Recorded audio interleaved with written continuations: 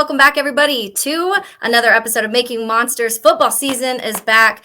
I'm pumped. It's been what feels like a very long off season. A lot of things happening in Chicago, but we are here to do our Chicago Bears and Tennessee Titans preview. As now the game is on Sunday, so we're talking today. Former NFL safety Blaine Bishop. He was a safety for the Oilers. Titans, however you want to consider it, but Pro Bowler, All Pro, all of the things. So, Blaine, thanks so much for hopping on with me. Appreciate you having me on, Taylor. Hopefully we have a good time and our Titans win. No. Let's start, Blaine, with I think to me, which is probably the bigger storylines between both of the teams. Will Levis, which let's just say the quarterbacks, because Will Levis, last year, 9 starts, had a little over 1,800 yards, 9 touchdowns, 4 interceptions. So from the Tennessee Titans perspective, let's start there. What were the expectations, some of the things that maybe you felt like Will Levis needed to work on this offseason, and some of the things that you felt like he did well last year? Well, naturally, he got in there under Vrabel's system, and he showed that he had all the arm talent in the world, which was, not as surprising, but the fact that he got in the game early in the season, and then he kind of was like a gunslinger, and he liked the deep ball. You know, all you ladies love the home run ball and the deep ball. He definitely had that. So he showed that he was tough. He would scramble around, took some shots, dove up in the air, and did some, incredible things. So you thought, okay, he has some potential. How can we hone that in? And with the change of the head coach and bringing in Callahan, who's an offensive guy, quarterback guy, he has now refined that and taken what the defense gives you, going through his progression reads. And now you have to do the swing pass or the dink and dunk. He's showing more patience. So interested to see, all through the preseason, offseason, they added some receivers, some playmakers for him. Can he then put it all together, and how quickly can they do that with him? I think he has all the tools. Now it's about, executing in a live game and then doing it on a consistent basis. So I think they firmly believe that he potentially can be a franchise quarterback, and he shall see, starting with the Bears, and, they got a solid team, let alone a solid defense. So that's who he'll be facing. So see if he can execute right off the bat with a lot of new pieces. Yeah, and that's one of the things we've heard. Guys like Pete Prisco are very high on Will Levis. He was there in Tennessee and got to see him firsthand during camp. And Pete is very high on Pete Prisco. I mean, on Will Levis, and kind of expects a big step from him here in year 2. So on the reverse side, obviously, Caleb Williams, Bears drafting him first overall, taking over this offense. But honestly, there's a lot of new pieces on this offense too. They go out and they get Keenan Allen, they draft Rome Odunze, they get DeAndre Swift, they get Gerald Everett, and that's in addition to guys like Cole Kmet and DJ Moore, who have kind of really solidified their roles on the Bears offense. So from the Tennessee perspective, from everything you've heard and game plans and things like this going into Chicago, how much of a concern is the offense, or do they think there will be some hiccups for Caleb Williams?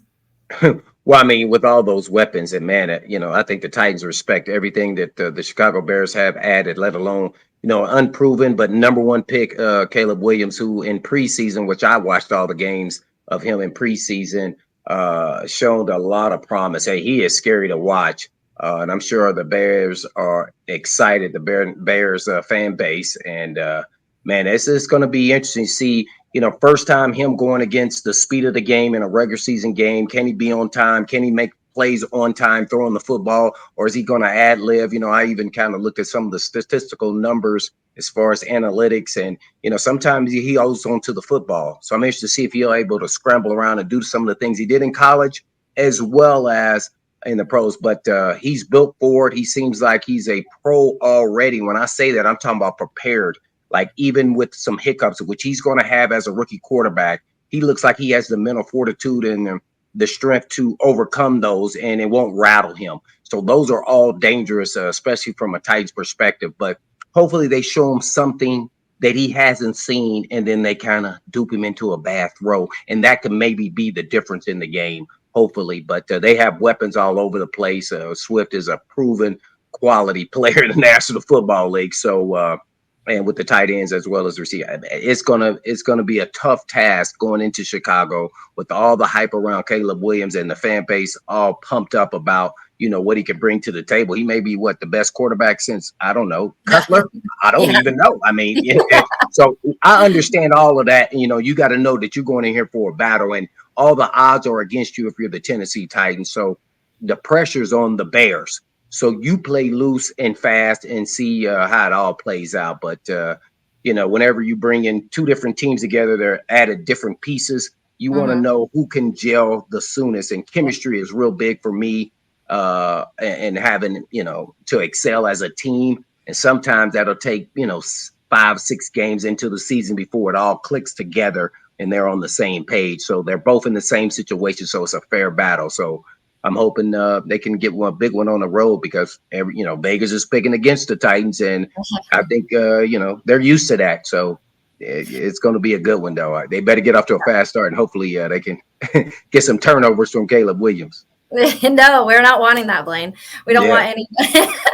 Let's talk about, we're talking about all the weapons the Bears got this offseason. And I want to start with the big little, I guess, change, the biggest change for the Tennessee Titans. And that's the loss of Derrick Henry. I personally am a big Tony Pollard fan. When the chatter around the league was, all of these running backs coming up and who's going to get paid, and running backs aren't getting paid anymore, and all of this talk was going on, Pollard, I think, to me, since he had to take over for Zeke when Zeke was hurt, and then throughout the time kind of battling for his spot, has been able to prove that he can be a running back in the NFL at a high and consistent level.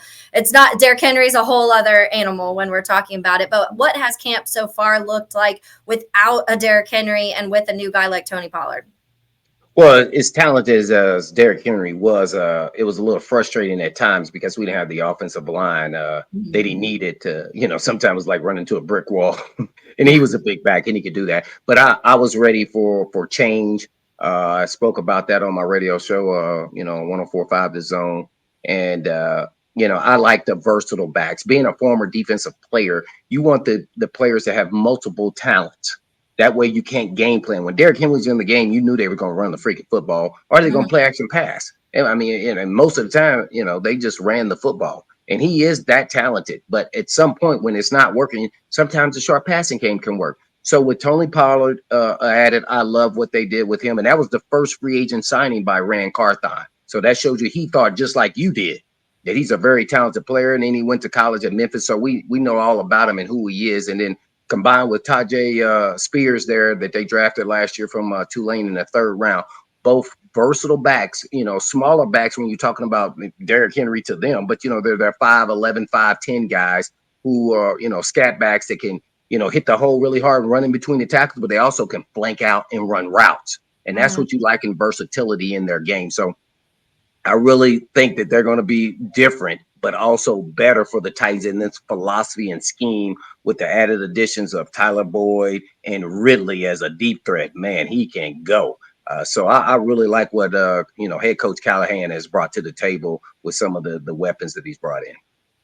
Yeah, when we're talking about the weapons in general, obviously, I also cover the Jaguars. You know that I've talked to you on Helmets and Heels before. So Calvin Ridley being here, we saw the ability, and what it was almost an off season, like a bad season for Calvin. He still got 1,000 yards. So Calvin Ridley is one of those guys that he's going to get the yards. He had some issues last year learning the playbook, being in the right spot. There was a lot of that type of stuff, but he hadn't played for 2 years, and that was kind of my thing of Ridley now has been back into the NFL for a season, and unfortunately for Jags fans, he may end up getting that little extra boost and comfortability in Tennessee. But other people joke about it, and they're like, oh, it's the retirement home of the NFL type of thing, because it's Hopkins and Calvin and all of these guys.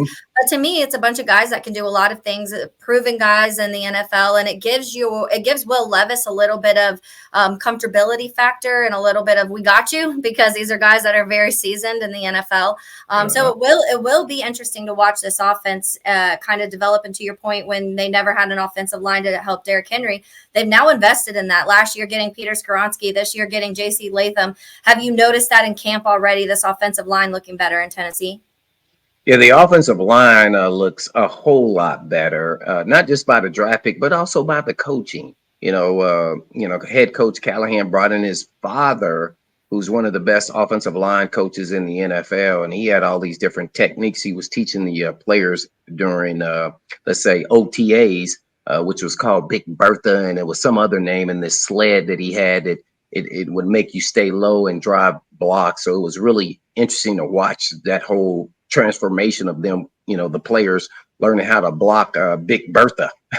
So that was hilarious just on that said alone, but it was serious too at the same time. So Yeah. I think they figured out. And then the right side, you had Petit Ferrer, who was injured all off season, didn't practice. And then the guard spot was Dylan Radis, who was a top pick, second round pick, 4 years ago, but kind of never found a home and finally showed his oats now. So they, hopefully for them, they're thinking that they've gotten their line together to a certain extent, at least for this year, and to see and bringing in Cushenberry from Denver Broncos at the center spot really kind of solidified all of that. So hopefully they come together and gel. When it's the offensive line, this is an entrance league, and so goes your offense and defensive line, so goes your team. And I think they have the guys. Now it's about, okay, how quickly do they get up to speed to the NFL level and play like that on a consistent basis. So it's going to be interesting, and we talked about Pollard. Well, he came off an injury last year or 2 years ago with the high ankle deal. And then last year he was just good. He wasn't as explosive. Then hopefully we reward just like Ridley and get some really great players in their prime that's coming off, 2 years ago, missing games to now being back in the NFL and back into the flow, into the rhythm of things. And that's what offense is about. It's about rhythm and flow. So hopefully they got the rhythm and flow enough to beat the Bears.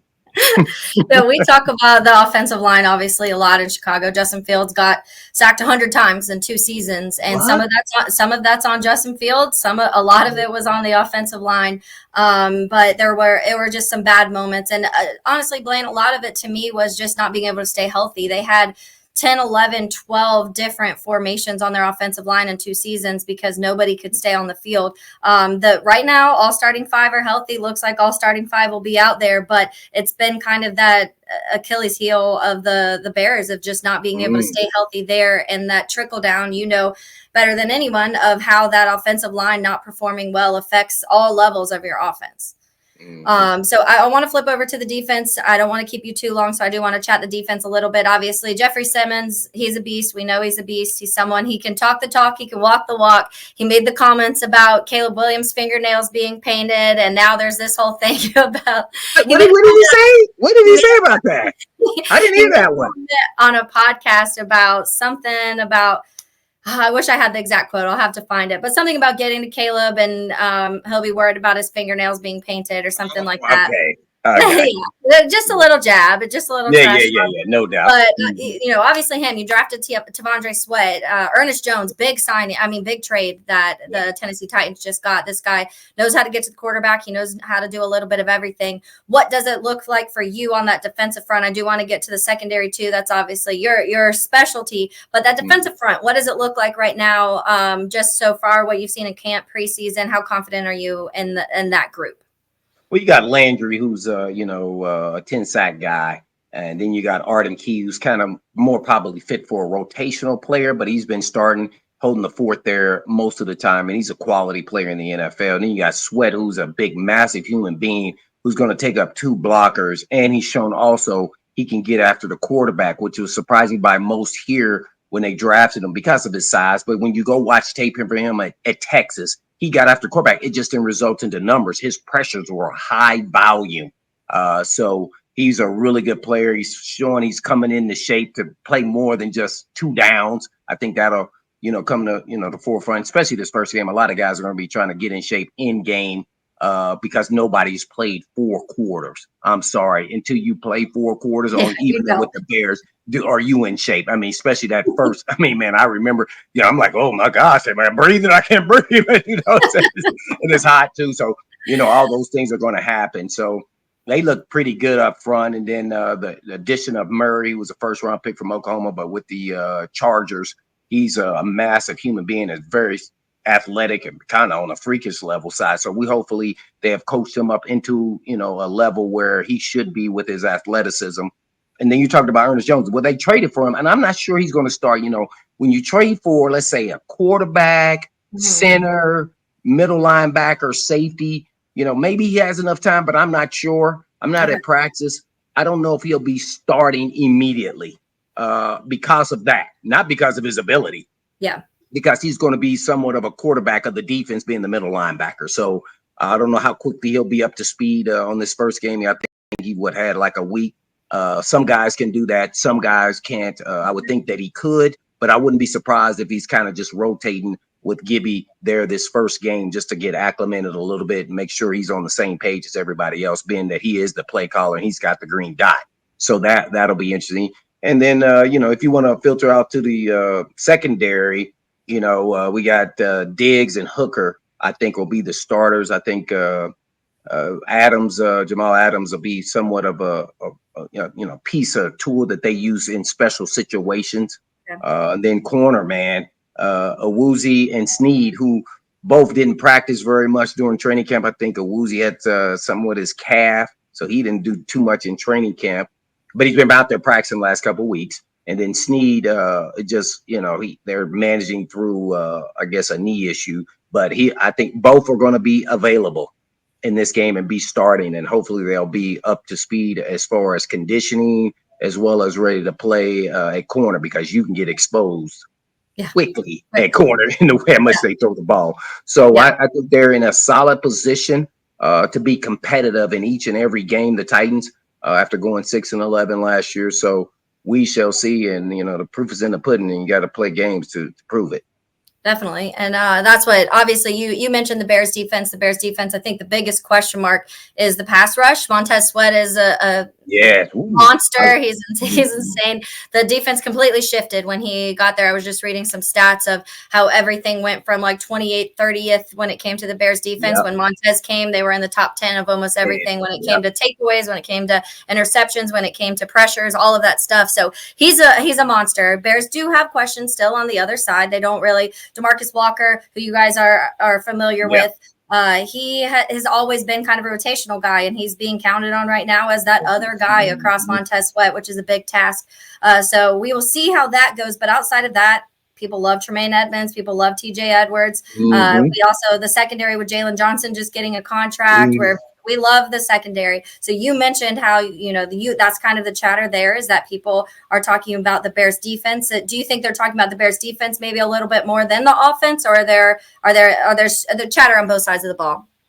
I think after seeing, a lot of guys are talking about, how the transformation of their defense halfway after they got Montez Sweat, and how everything changed, and they kind of became more of an attacking style, even though they still play the cover two stuff. So that was a lot of chatter, and they're a proven defense. They're a top 10 defense in the National Football League if they play what they did last year towards the end of the season there, I guess, for an 8-week window. So that, that's pretty impressive. And they got really good secondary, so which matches up with our receivers and D-Hop and Ridley and then Tyler Boyd, who are all veterans in this league and proven. It's a matter of if you can do it game in, game out. So I don't know. The matchups favor, to me, the Bears. They have more quality players across the board, and the Titans are in a kind of a transition period. I can't say rebuilding, but more transitioning from a different coaching staff and different schemes. So you're going to see how quickly both teams have somewhat of that issue with you guys having a quarterback, which is the most important position on the team. So I just hope the Titans get off to a fast start, and that'll be hard to do going against a really good defense. I don't know. You think it's going to be a low scoring or high scoring game? I don't know. I know. I keep going back and forth too, Blaine, because it's the same. And Ryan Poles made a comment about Caleb Williams, and I love the comment because in previous years, I think our quarterbacks had to do so much. They had to play hero ball. Justin Fields, if he didn't make 3 incredible plays a game, the Bears weren't winning. That's just kind of what ended up happening. And Ryan Poles' comments a couple weeks ago, he said that they built this offense so that Caleb everyone can kind of lift Caleb when he needs it, and when he's ready to unleash, he can unleash, but he doesn't have to be forced to make plays or be the hero for the offense right away. So it will be interesting. Shane Waldron, obviously a new offensive coordinator too, loves his 2 tight end sets, loves that setting up play action, loves using his running backs to, in the backfield and also catching the ball, all of those sort of things. So, but Bears fans have no idea what to expect. expect, because it's just kind of like, I mean, what level is Caleb going to be on? How quickly? And you mentioned it takes some time for these guys to really get on the same page. I will say a fortunate part is that they did have 4 preseason games, and Caleb played. I mean, and the offense did play in 2 of them, and a good portion of 2 of them. So they did have a good amount of reps together. But as good as anyone, you go into that game speed once the regular season starts and you're facing everyone's first stringers, it changes a little bit. So we will see. But yeah, I've gone kind of back and forth of, is it going to be a game where these defenses are able to kind of shut down these offenses who are figuring things out, or are they going to come out flying? Because you mentioned, Will Levis can sling the ball. He can get it downfield really easily. And you have a guy like Calvin, who that's his specialty. Yeah. And then in Chicago, we talk about our receivers. Keenan Allen's one of the best route runners in the league. Rome Odunze led the league, led college football in contested catches last year. And then DJ just runs over everyone. Once the ball's in his hand, he's gone. So you have these receivers that can do a little bit of everything. So I think it will be a test for your secondary, but honestly, probably a good test at seeing what level the Titans secondary is at. Final one before I let you go, Blaine. I know you got to leave. So let's just say the keys for you on the Titans side of the ball. What do you think the Titans need to do in this game? Give me like 2 things that you think could win them the football game. Well, I think they got to be balanced on offense and be effective in moving the ball, whether it be run by pass or short passing game or running the football. I think we want to see what really Callahan's strategy is when things don't work, and then you're making your adjustments throughout a game to see what can work. I think that's big. And then on defense, I think they have to really, it may sound elementary, but trick, Caleb Williams. And that means show one thing and then do something else. So what I'm saying is, make him think that you're blitzing, and then all of a sudden you're rolling coverages and your zone blitzing schemes, and he throws one right to you, and the receiver is running something and he's thinking something else. And I think that can be the difference in the game, or change the momentum of a game.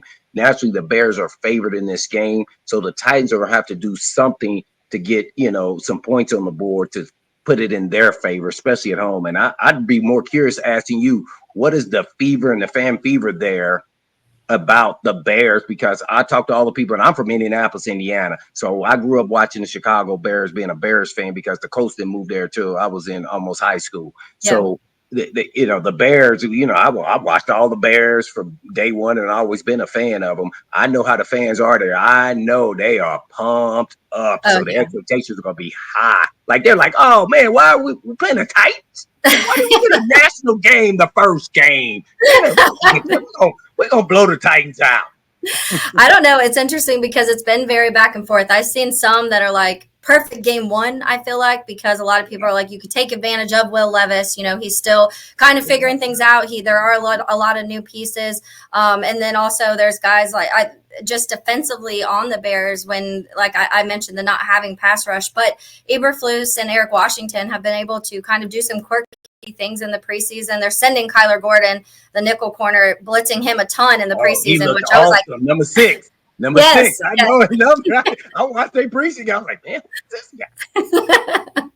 Yeah, I love Kyler Gordon. He just keeps getting better. So like, they're finding ways to create a pass rush. But yeah, I think Bears fans also, I've seen some comments on Twitter being like, saying the words, I think the Titans might be a sleeping giant, to where maybe we're underestimating some of the things that the Titans have done in the offseason. So there is this weird, I think a little bit of that is a lot of years of trauma in Chicago. If you grew up watching Chicago and cheering for it, like there's always this little bit of cautious optimism, because it's been years when you feel like you have everything and you just don't quite get there. And you want to see Caleb. You want to see Caleb Williams out on the field in real games that matter. He lost a lot of games towards the end of his career at USC, including and then got blown out by Notre Dame, which a lot of fans up there are Notre Dame fans. So that's all kind of the game that they always go back to. So we will see. I know Bears fans are pumped though, because of everybody else. It's the first season that I think ever. I mean, you're talking about Jay Cutler, truly going back to Jay Cutler, where they felt like other people are saying, man, they have a quarterback. Like, this might be real. You should be excited. So it is that I think the level of excitedness, Blaine, but at the same time, there is this like a little bit of nervousness. Like, I made a joke about it on Twitter because Caleb Williams said he does not get nervous. It was his words. He said he hasn't gotten nervous since his freshman year playing high school football.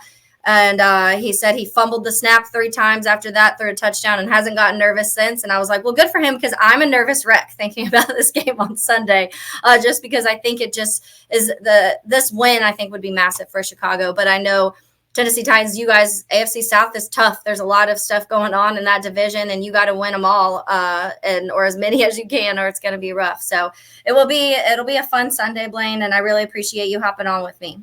Yeah, no doubt about it. And see, what you just said about Caleb Williams being a former pro athlete, that scares me that he said, remember I said he looked like a seasoned veteran already, and you could tell he is not going to get rattled when he makes a mistake. And that is, you see it. I watched him in college too, closely, even when he was at Oklahoma, right? Yeah, Oklahoma, then in USC. So he is special and is already built to be an NFL quarterback. And I mean, he's going to have some up and down, but I just hope he has more downs than ups in this game because it's the first game. I'm glad the Titans are playing like week 6. It's like, oh man, this guy, he's got it. Yeah. Well, and I think honestly, Bears kind of feel the same way, because by week 6, Will Levis could be cruising too. Yes. So I feel like for both teams, there are going to be a lot of questions. It may not be the prettiest game, just because I think there are so many new pieces on each that maybe there is a little bit of stumbling, figuring things out. We don't even know what the kickoff's going to look like at this point. That's a big question mark. So we will see. But Blaine, again, thanks for hopping on with me. I really appreciate it. And I'm sure I'll chat with you more this year. No doubt about it. Thank you, Taylor. All right. Thank you. Bye-bye. Bye. All right. So we've got a big one coming up, obviously. And I know it's game 1. It's week 1. There's a long season ahead. There's a lot of things that can happen. But I just think that when you're looking at a game that's launching this guy that people are talking about being a generational quarterback, and people are comparing already to Patrick Mahomes and Aaron Rodgers and all of these things, you want this coming out game to be at home week 1, like this firiness, this offense that you've been waiting to see. You go and you get Shane Waldron, you get Keenan Allen, you draft Rome Odunze, being patient, sitting there waiting, and Rome Odunze sitting there just like, here, have him. And it's just building this product that we've been waiting for so long. And Ryan Poles is amazing. I've talked a lot on here about I've loved everything he's done, but in addition to just the things that he's done for the Bears, he's just an amazing human. And if you watched Hard Knocks on Tuesday, then you know that you saw him, get teary-eyed having to cut Colbert, and that's just the type of human he is. And people can mock it all they want, but he's a good guy, and he's built this offense with people who get along well. We're hearing now DJ Moore and Keenan Allen both saying they want to stay in Chicago because they love being here. They love playing for Ryan Poles. They love the energy that's in the locker room. And it's just been a long time since we've had any of that. Even in the moments where there was like this hype around Justin Fields, there was always this little like, is it real? Like, we're still waiting. We haven't quite seen it, but here's excuse 1, 2, and 3. And one of my favorite quotes I ever heard is like, kind of figuring out the difference between reasons and excuses. And I think it's really easy sometimes to start making all of these things that you think are reasons the team is leaving. And at the end of the day, when you look back and you find out that maybe you're making some excuses for things, I don't want to have to do that anymore. I want to be able to come out of week 1 and be looking at this game like, yep, that Caleb's it. And it's going to have some bumps. It's not going to all be perfect. We even go back and we talk about CJ Stroud's year and how incredible his was. I think it was 21 or 23 touchdowns. He wasn't slinging it. He didn't score 30 touchdowns this year, that last year. He just did enough. He won. He had this excitement. There were moments where you're like, oh, that wasn't the greatest play. There was a little bit of hiccups there. There was an overthrow. Those moments are going to happen. So we do have to be patient through those. But at the same time, I don't want to have to, after Sunday, on Sunday night and on Monday, make excuses anymore. I want to be able to say, yep, this product is what this product is. We have all the weapons. You have everything you need. And I mentioned many times too, maybe that the defensive line in general, but the pass rush especially needs a little help. But I think outside of this, you're looking at a roster from top to bottom that if they stay healthy, could battle some of the best in the league. And we're talking about the offensive line with the additions. That's probably one of the weakest ones, but a lot of people are still considering both Tevin and Nate Davis top guards. Like they're on the PFF rankings, both on the top 32. People are talking about Darnell Wright and his rookie season and how they're expecting even a bigger step. And he still was good last year. Braxton Jones, I think, just gotten better year by year. So those things start to play out. You have Tremaine and you have TJ Edwards, who are both on all of the list of top linebackers because of what they've been able to do in the NFL. And Tremaine Edmonds even had an off season last year, and he's still, when you go back and look at certain numbers, especially after Montez Sweat joined the Bears, he was good. People avoided his side of the field. They didn't want to throw to Tremaine Edmonds. TJ Edwards is just a baller. Everyone knows that. The secondary, I truly, I've said this on my podcast all summer, I think the secondary has a chance to be one of the better ones in the league. So I think we do. The Eric Washington and Flus are going to have to get creative to be able, with these blitzes and with this pass rush, to be able to get to Will Levis, start rattling Will Levis, make him force some throws that maybe he doesn't really want to throw. Tony Pollard, we just talked about, he had an okay season last year, but that's coming off an injury. So is he 100%? Is he ready to go? All the rust is knocked off. You got to be able to slow that run game down or stop it. If you can take out the run game and really force Will Levis to throw the ball, then that really opens a lot of opportunities for you. But I mentioned it to Blaine that here in Jacksonville, people were not happy with Calvin Ridley. Calvin Ridley was lost a lot of times. He had 1,000 yards, probably should have had 14, 15, but he dropped several passes. He was in the wrong part of he was in the wrong spot, wasn't running the right routes. They had to simplify the playbook for him because he was just not getting it. There was a lot of issues with Calvin last year, and maybe a year under his belt now back in the league has refreshed that. We will see. DeAndre Hopkins is battling an injury all of camp. We'll see how healthy he is. Tyler Boyd's never had to be the guy. He's been behind Jamar Chase and behind T. Higgins and has kind of just always been able to, like, everyone cover them and I'm here. And now he may have to be a little bit more of that guy, especially if Hopkins isn't there. So there's definitely a lot of opportunities for the Bears to win this, but they got to stay healthy. They have to be able to create some pass rush. This defensive backs need to play like we know the defensive backs can get the ball a couple times from Will Levis for some mistakes. And Caleb doesn't have to do too much. Caleb just has to not make mistakes also. But I think also Caleb just needs to vibe with the offense like he's been doing. But when he is ready to unleash, let him unleash. Let him sling that ball. Let him get it to roam deep in the corner, along the sideline, whatever he needs to do, because those are the moments that fuels Caleb. And if you watched Hard Knocks, if you saw the preseason and all the mic'd ups, that's what you really noticed, is that when he would make a play like that and he would go to the ref and be like, did you see that? Like, that is what fires and fuels Caleb Williams. So if you let him have a couple of those plays, there's no chance. There's no chance for the opposing team once Caleb gets rolling in that way. But yeah, thanks again for Blaine Bishop. Like I said, he played safety. He's a all-pro, 4-time Pro Bowl safety for the Tennessee Titans. He now covers the Tennessee Titans for 104.5 The Zone. Yep, 104.5 The Zone up in Tennessee. So he's very familiar with this team. They've been talking about it. There's a lot of question marks. It's funny that I'm seeing some of these things on Twitter, from Bears Twitter, the sleeping giant comments, and maybe it's a trap game and all of those things, because here in Jacksonville, people are like, no way Titans are winning more than 4 games. And so you don't want to be this Bears team that loses to the Titans when most people around the league and in their division are looking at them as one of the easy wins for the season, one of the teams that they don't see winning more than 4 or 5 games. Got to go in there. You're at home. Caleb Williams' debut, all of this talk, all of this hype with Hard Knocks and with the Hall of Fame game and all of these things. You got to go in. You got to win. You got to win confidently. You got to be vocal about it. You got to leave that stadium with fans being like, times are changing, because I really feel times are changing, guys. And it's been a long time. I'm emotional. I'm anxious, but I'm ready. So it's time to bear down. And I will chat with you guys some more on Sunday.